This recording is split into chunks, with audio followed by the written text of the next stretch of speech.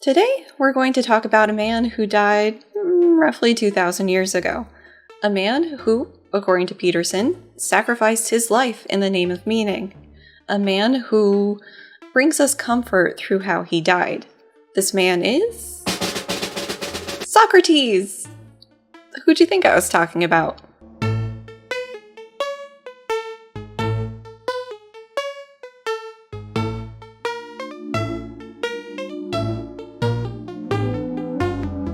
Welcome back to the channel. Hope you're ready for some Peterson-flavored pedantry.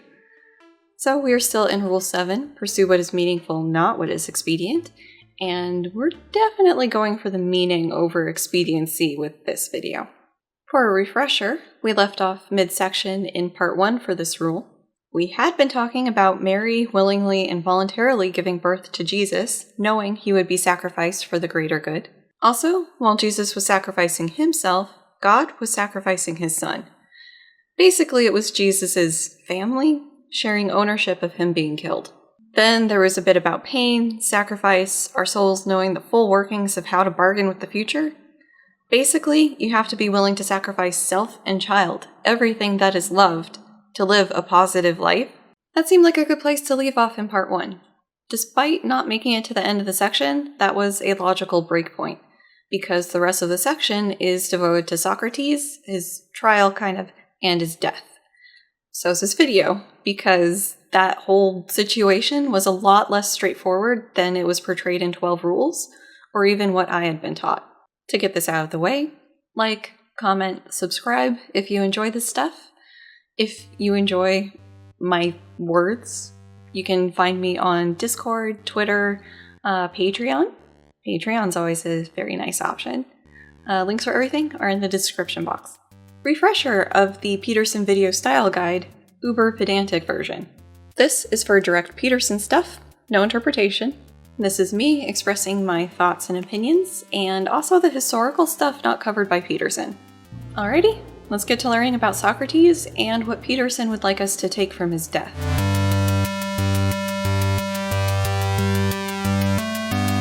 Let's talk Socrates. So we talk about the classical Greek philosophers in a couple places for general and experimental psychology. Of relevance to today's video, we have the SPA trio, Socrates, Plato, and Aristotle. And feel free to steal my mnemonic for keeping those guys in order, because I could never keep it straight. We talk about those guys in Intro Psych and also in the history of psychology. We talk about Socrates having a humanistic orientation because part of his thing was getting people to live better lives more effectively. He was a dualist, which meant that he thought the body and mind were separate and that the mind lives on after death. Socrates thought that we were born with all of the knowledge that we'd ever need, but didn't have access to it. He also thought that self-knowledge was vital to virtue. And a super rough approximation of the Socratic method is to question everything to get to the truth. What else? We'd also say that he was sort of a bum who wasn't well off and was more concerned with ideas than the material world. He was anti-establishment and would go through Athens picking philosophical fights with people about their belief systems, trying to get at that truth with them. I'd always be sure to mention that pretty much everything we know about Socrates came from others. A lot of what we're interested in psychology came from Plato, one of his students. We would wrap up Socrates by talking about his death. The way it was taught to me and the way I would teach it is that he was brought up on charges of corrupting the Athenian youth and either impiety or atheism. Socrates unsuccessfully fought these charges in court. He was sentenced to death in 30 days, but officials were hoping he would just leave, exile himself. He didn't, instead choosing to martyr himself for his beliefs, or at least his philosophy. So 30 days rolled around, he drank the hemlock, and as he was dying, he walked around describing the sensations until he couldn't anymore. Peterson wraps up this section by talking about Socrates and his death. But is it possible to sacrifice self? Is it simply not asking too much of the individual? It's all well and good for Christ, it might be objected, but he was the veritable Son of God. But we do have other examples, some much less mythologized and archetypal. Consider, for example, the case of Socrates.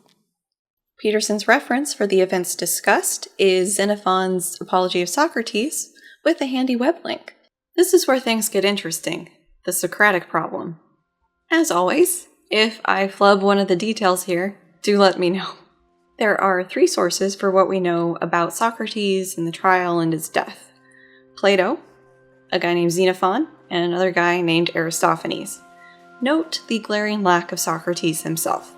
Aristophanes knew Socrates in his younger years, but since he seemed mostly concerned with making fun of Socrates in his place, we'll move on.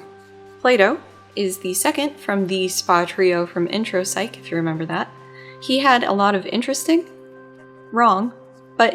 ideas on how cognition works. Xenophon was a soldier historian who also knew Socrates, but it's been argued that he doesn't really give a representative picture of him. The plot thickens, however, because Plato wasn't always that consistent or even accurate with the depiction of Socrates either. For example, Plato wrote of Socrates' life before Plato was born. So he got that information secondhand, and that changes things a little bit, assuming he wasn't just doing the next thing. The other thing being that sometimes Socrates would seem more like a character than an actual person in Plato's writing. For some extra thick plot, Xenophon wasn't present at the trial or for Socrates' death. He says that the information he has came to him from Hermogenes, who was somebody else close to Socrates. Plato was present at the trial, but not for Socrates' death either. So, we have 2 accounts of Socrates' trial and death, and they differ. Interpretations of the meaning and intent of the 2 accounts also vary. Before completely yeeting ourselves down this rabbit hole, Alice style, let's start to go through Peterson's retelling of the Xenophon version. Peterson omits the reason behind the trial. It's strange to me that Peterson doesn't really go into the reasons behind the trial. I would think he would identify strongly with it, and it would fit with the argument he's setting up. As I mentioned earlier, Socrates was charged with corrupting the Athenian youth and impiety. Apparently, in Athens, you were legally obligated to participate in the established religion. In addition to the temples, there were festivals that helped bring in revenue to maintain them. Socrates went around talking about how the Olympian gods were essentially too human to actually represent the actual gods. He also had a more personal conception of what religiosity should be. Instead of public displays to make sure that you're on the god's good side, be a good person and things will be okay. Which could be seen as a dangerous and heretical idea for the Socratic students to be hearing. Hence the trial. Partially. Another issue is that the Athenian democracy was having a rough go. They'd recently lost to Sparta and had kind of peaked as a city-state, and the Athenian citizens could have been starting to doubt the system. Socrates, by going out and actively questioning Athenians about their stances on things, especially on the moral turns Socrates perceived Athens to have made culturally, he was upsetting the status quo. Furthermore, he argued, according to Xenophon, Plato, and others, that a system in which the majority gets to set policy will end up with bad policies, as only a minority will have the knowledge or competence to set effective policies. Since Peterson got big on the forced speech thing, I'm surprised he didn't work in the angle that Socrates was essentially being forced into complying with the social norm. Peterson says that the great sage was given chances to get out of Athens, but opted not to because he had been preparing his whole life to defend himself, but then said something more mysterious and significant. When he attempted specifically to consider strategies that would produce acquittal by fair means or foul, or even when merely considering his potential actions at the trial, he found himself interrupted by his divine sign, his internal spirit, voice, or daemon. Socrates discussed this voice at the trial itself. He said that one of the factors distinguishing him from other men was his absolute willingness to listen to its warnings, to stop speaking and cease acting when it objected. The gods themselves had deemed him wise above other men, not least for this reason, according to the Delphic oracle herself, held to be a reliable judge of such things. First, a complete side note.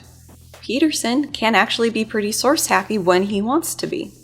Second, this is based on Xenophon's writings of what he had heard from Hermogenes, right? Well, there's a wrinkle. The people who study this stuff don't think that Plato or Xenophon were necessarily trying to get an accurate telling of Socrates' words. Plato's version identifies itself as a report of what Socrates said at trial, while Xenophon's is more just about what Socrates did in the time around the trial. Plato's version is said to be acting as a representation of what Socrates said in his defense, some condemnation of Athens, a little bit of a eulogy, and some glorification of his former teacher. The divine sign in Xenophon's version is telling Socrates what to do, but in Plato's version is discouraging him from things. And I just spent 5 minutes making sure I didn't have that backwards, as Peterson's description of it sounded more like Plato than Xenophon. The website he uses as a reference for this even makes this distinction between Plato and Xenophon. The oracle business is related to the impiety charge, I think. Flipping through Peterson's reference, a different characterization of this is that Socrates was countering that his divine sign wasn't different from what the oracles did. His divine sign was the same as what other people would call a coincidence or omen, but he was naming it at a more truthful level. And he brought up what the oracle said when the jurors got upset. Socrates resumed, "Hark ye, let me tell you something more, so that those of you who feel so inclined may have still greater disbelief in my being honored of heaven. Once on a time when Charaphon made inquiry at the Delphic oracle concerning me, in the presence of many people, Apollo answered that no man was more free than I, or more just, or more prudent." I'll also point out that this is another thing that Plato and Xenophon don't agree on. Plato's version is the one that says no man is wiser than Socrates, not Xenophon. Also, things get a little logically twisty in Plato's version. Socrates is said to have heard what the oracle said about him being the wisest man, and didn't want to believe it. So he set about questioning everybody, because surely somebody is more wise than him. But he found that, upon questioning, those who appeared to be wise weren't. And so the oracle statement to him was paradoxically true. He was the wisest man because he at least knew that he knew nothing. Though, Peterson's characterization of this is off the mark. The more I look into this, the more confused I am about who Peterson was actually referencing when he was writing this. With that, back to the book. Kinda. For this next part, we're going to go through Peterson's description of the time around the trial, along with the commentary that you're probably, maybe, hopefully, here for. Because his ever-reliable inner voice objected to fleeing, or even to defending himself, Socrates radically altered his view of the significance of the trial. He began to consider that it might be a blessing rather than a curse. He told Hermogenes of his realization that the spirit to whom he'd always listened might be offering him a way out of life in a manner easiest but also the least irksome to one's friends. With sound body and a spirit capable of showing kindliness and absent the throes of illness and vexations of extreme old age. But Socrates did defend himself at trial. That's what Plato and Xenophon's apologies are, his defense. And the idea that Peterson's talking around here is Socrates getting a state-assisted suicide to avoid growing old. I'll note that there's been some debate about whether or not Socrates was intending this as the outcome of the trial. It's been argued that Xenophon's version of the apology is his attempt to control and shape the narrative surrounding Socrates losing this trial. Basically PR spin. Some style madness-driven explanation. Socrates' decision to accept his fate allowed him to put away mortal terror in the face of death itself. Prior to and during the trial, after the sentence was handed down, and even later, during his execution, he saw that his life had been so rich and full that he could let it go gracefully. He was given the opportunity to put his affairs in order. He saw that he could escape the terrible, slow degeneration of the advancing years. He came to understand all that was happening to him as a gift from the gods. As noted in the last quote discussion, Xenophon may have been trying to come up with an explanation for why Socrates went through with the trial, agreed to the death sentence, and didn't just go with exile. Actually, let's talk about that for a second. Socrates had served in the military. In Plato's Apology, Socrates is said to have made the comparison between military fighting and why he was on trial. To back away from his philosophy, as was essentially demanded of him in the trial, would be the same as a soldier retreating in a fight because they might get killed. So to go into exile after receiving the death penalty would have been conceptually similar to him as dishonorably retreating from a battle. Or number 2, Socrates may have predicted that this would have been his fate wherever he ended up, even if he went into exile, so he may as well bite the bullet or drink the hemlock now and just be done with it. Or, number 3, to flee the city after the death sentence, he would have had accomplices who might have caught similar sentences. So, to avoid his friends becoming collateral damage, he stayed. Number 4 is he was ready to go. It was a good time, he had a good life, call it a day. Finally, any or all of the above. Fuck, I just made it like the chemistry test I hated. Let's see if Peterson actually talks about the trial itself. He was therefore not required to defend himself against his accusers, at least not with the aim of pronouncing his innocence and escaping his fate. Instead, he turned the tables, addressing his judges in a manner that makes the reader understand precisely why the town council wanted this man dead. As noted to death at this point, recall that we have 2 main sources for Socrates during the trial, Plato and Xenophon. Something that they agree on here, though, is that Socrates appeared to have provoked the jury during his defense. The word, or variance of it, that pops up here is in Greek, and I can't find a pronunciation guide for it, so here you go. The word that comes up is megalogoria, and that basically means to speak in a pompous or arrogant manner. In the Xenophon version, Hermogenes asks Socrates why he didn't go with the smooth, eloquent style that tended to win over Athenian juries. Socrates told him that he had tried to write the speech that way, but his inner voice wouldn't let him. And besides, he didn't want to get old and decrepit. Again, this is potentially spin control. He didn't fuck up his defense, no. It went exactly like he was intending it to. Alternately, it's been suggested that Socrates was aiming his defense at people who were sympathetic to him, not the jury. And he was doing this to try to sort of illustrate that Athens is going to kill somebody who didn't really do anything wrong. The Plato version also includes a description of this arrogant speech that Socrates used, but in some places tries to excuse it or balance it with humility. Plato's version also includes Socrates saying that them killing him will save him the trouble. I haven't been quite sure where to work this in, so how about now? What kicked off this whole Socrates research whole thing was after reading Peterson's version of the Socrates stuff, I was under the impression that Socrates didn't even defend himself at the trial, which didn't seem right, so I started digging. From what I gather, Socrates did defend himself. His defense included the play by Aristophanes as having damaged his reputation unfairly, that his questioning of Athenians was to find someone wiser than he was. The impiety charge could not be correct because his accuser can't even keep his story straight if Socrates is an atheist or someone who believes in demigods. The argument that he was following a divine authority which superseded human ones. A logical chain that he'd never been paid for teaching and so isn't responsible for any student's corruption. Plus, some of those who were allegedly corrupted by him were in court supporting him along with their families. As a form of closing arguments, Socrates is reported to have informed the judges he wouldn't rely on cheap tricks like emotional manipulation, in other words, crying or bringing in his sons and family in an attempt to provoke empathy, and that he wasn't afraid of death and had the power of logic and truth on his side. In addition to not really talking about any of the specifics going into the trial, Peterson doesn't talk about the second phase of the trial, sentencing. Apparently, in these trials, the accuser could say what they thought was an appropriate penalty, and the accused/convicted could put forth a penalty that they thought was better. In Xenophon's version, Socrates refused to provide a counter-penalty and wouldn't let his supporters either.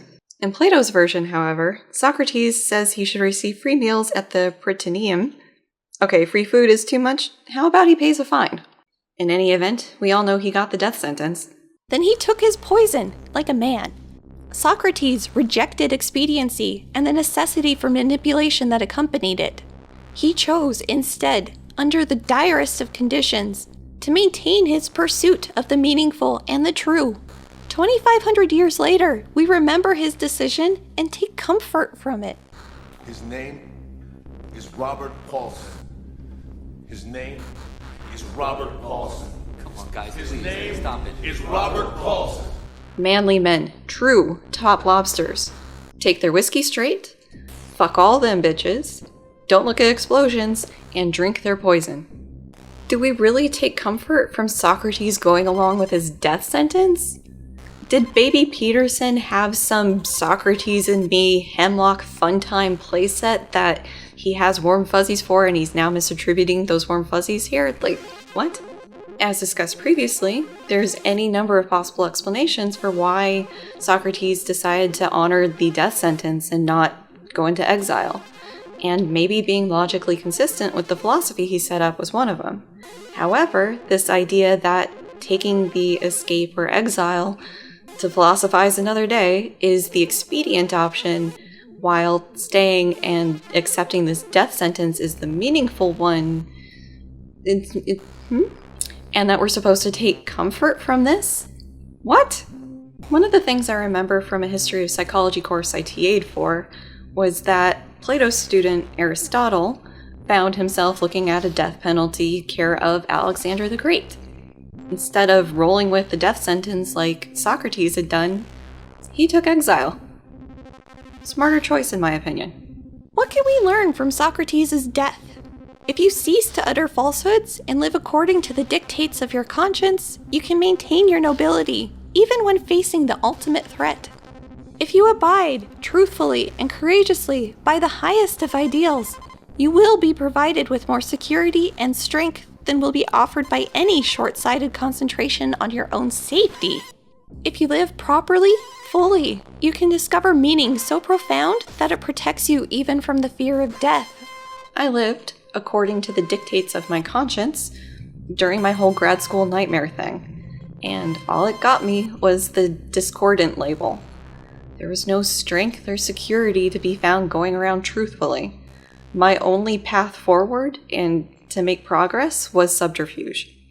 I would love to know how Peterson would mesh his advice with someone whose beliefs don't align with his own, but is facing down these dire circumstances. I keep coming back to this because it's what made him infamous, and it's a good fucking example.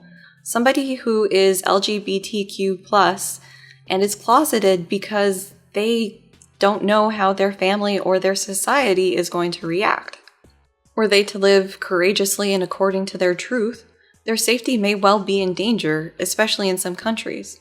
Finding meaning in embracing that aspect of themselves is all well and good, maybe even granting them the ability to stare death in the face. But is being killed for that better than living for tomorrow and the chance to find somewhere safe? How Peterson's advice would mesh is meant to be a rhetorical question, but given the last quote, I think we can all hazard a guess. Ugh. Could all that possibly be true?